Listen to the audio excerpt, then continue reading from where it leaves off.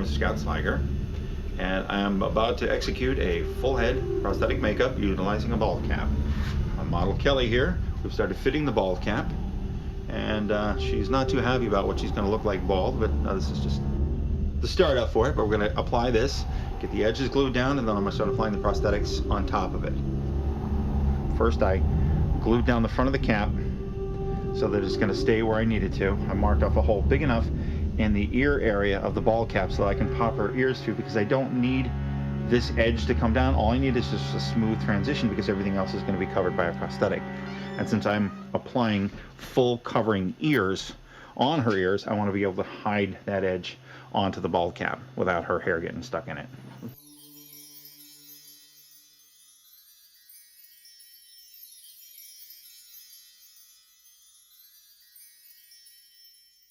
Now what I've done is I've glued down pretty much the back and the side and around her ear, because again, since I'm covering her ear, I don't need this to be a perfect edge here because the prosthetic covers that. I've got a facial piece and a neck piece that'll cover all that up.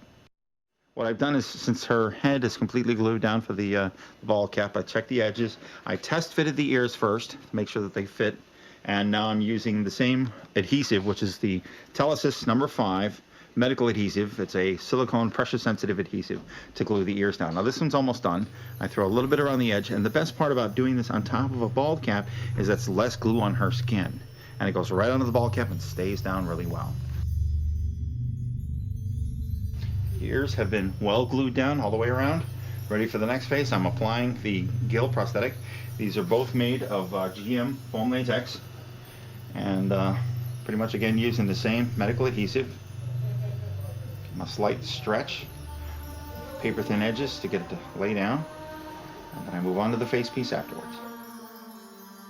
What I've done at this point is the neck piece is now secure, bald cap, ears, and I've started laying down the forehead, the cheeks. This is a one-piece prosthetic because A, it's less expensive and it's easier for something like this because it's a smaller piece, whereas if it was something that would cover her full head, I'd probably go for multiple pieces. And again, I prefer multiple pieces on something like this only because you have more control in gluing it down. But in this instance, I don't think that's going to be a problem. Okay. At this point, the face piece is completely glued down all the way around. I'm going to start adding the top fin piece, top her head. I'm going to join it here and glue it down until it goes all the way to the back. Now that I've started gluing down the top fin piece, it goes from here all the way to the back of her neck. I'm laying down the edges on it a little bit with the medical adhesive. Use a blow dryer to dry it. Same kind of thing until the edges blend out. Then I'm going to stipple just a small amount of latex to blend that here. And what I'm doing at this point is I'm using a, it's called a ridge filler, gap filler, whatever. It's PAX paste, which is prosthetic adhesive with a thickener of some sort in it. Could be Cabosil, could be any other type, to pretty much fill in where the lines are, just to smooth out the transition. All this in here, the line is pretty smooth, but I want to make sure that it's almost pristine, because when I start laying down paint on top of it, you'll see it very quickly. What I've done is I've pretty much done all the ridge filling on this side, and I've come over to the side to fill in any gaps, any edges, trying to smooth them down just a little bit using the PAX paste. At this phase, all the edges have been pretty much hidden. I'm drying the ridge filler. I'm going to get ready for the base color, which is a light pale blue. I'm going to bring that down to around here, a little bit on her shoulders, and then I'm going to do shades and highlights from there. Blue, purple, some black. I'll do some veins, scale patterns, things like that.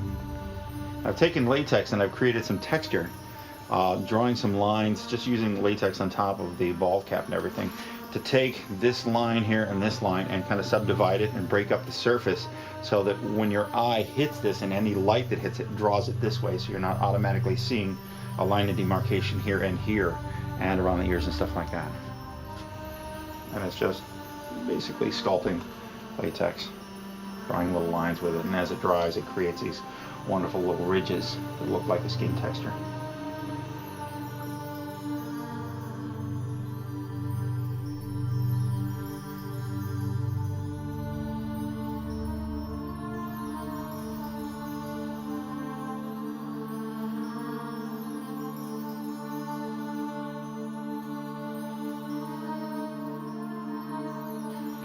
done is I've laid down the base tone all over, top to bottom, and I'm going over some shading of a tone that's starting with the same base color of blue and added some red to it to give it a purple, so it's very similar in the same shade family.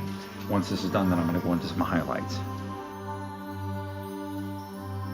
What I've done is I've used a stencil that I created out of basically a vacuum formed plastic and use a soldering iron to melt the shape of scale patterns. I've done that as a basis all over and taken the same light white with a light blue mixture and gone highlights over all the raised areas to kind of punch it up a little bit.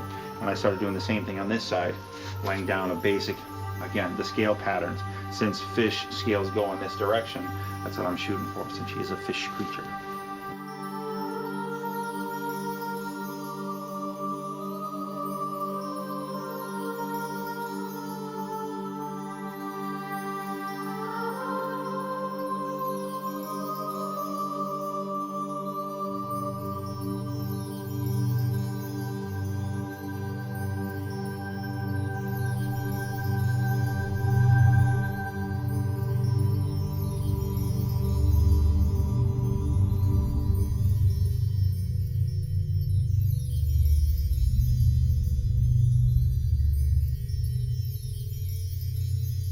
What I've done is pretty much laid down all the color that I'm doing as the base.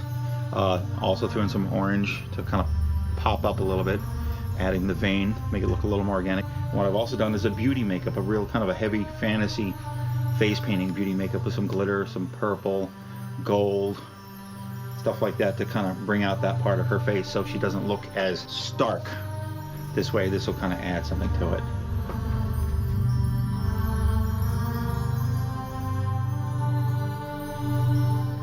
What I'm doing at this phase is adding some of the final detailing to the character. It is based on a very lethal fish, the Volcans lionfish, hence the spines. These longer ones are going to be turned into fins. She's going to have a whole bunch of these going up here, and I'm going to add a membrane that goes in between them. Same thing with her ears.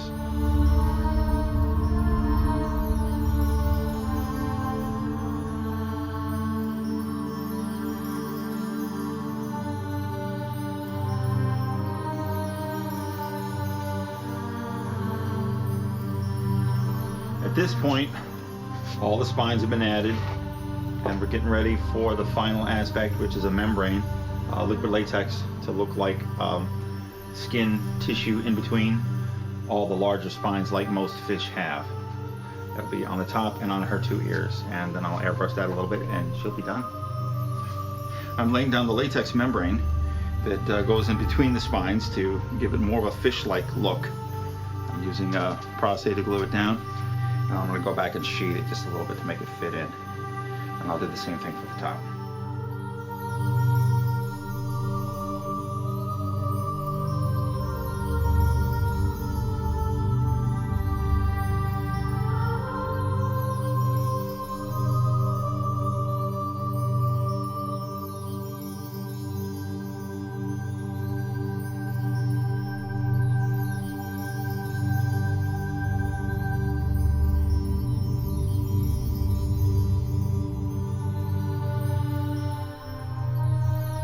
At this point, it's a completed makeup.